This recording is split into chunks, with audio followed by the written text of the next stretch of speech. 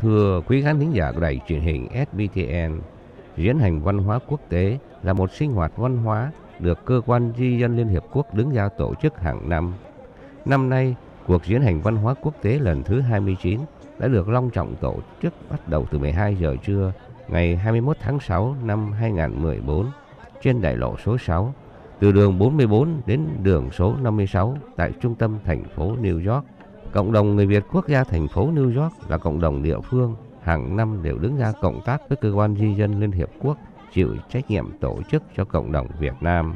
Nhờ sự ủng hộ và hưởng ứng tích cực của các cộng đồng, tổ chức, hội đoàn và đồng hương khắp nơi, trong đó có cộng đồng người Việt quốc gia Liên bang Hoa Kỳ, các cộng đồng vùng Đông Bắc Hoa Kỳ và đặc biệt là cộng đồng Nam California đã đưa các em của đoàn múa trống và đoàn võ thuật về tham dự, làm cho cuộc diễn hành năm nay trở nên rất sôi động.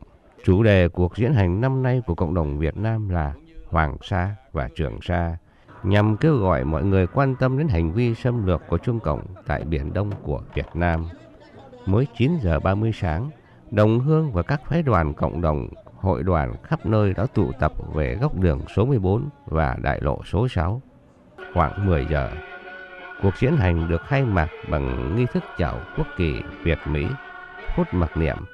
Kế đến là phần phát biểu của ban tổ chức, đại diện các cộng đồng, hội đoàn về tham dự đại hội.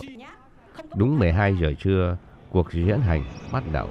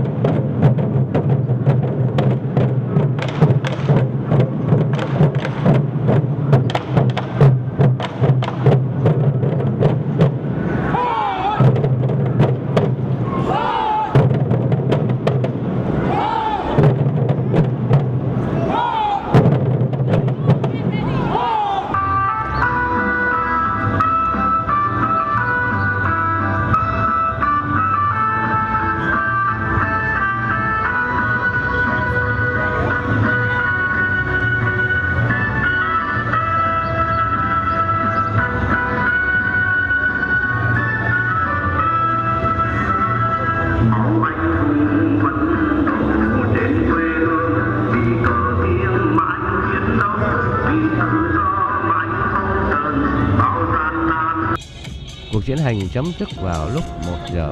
Nguyễn Đình Toàn, tường trình từ New York.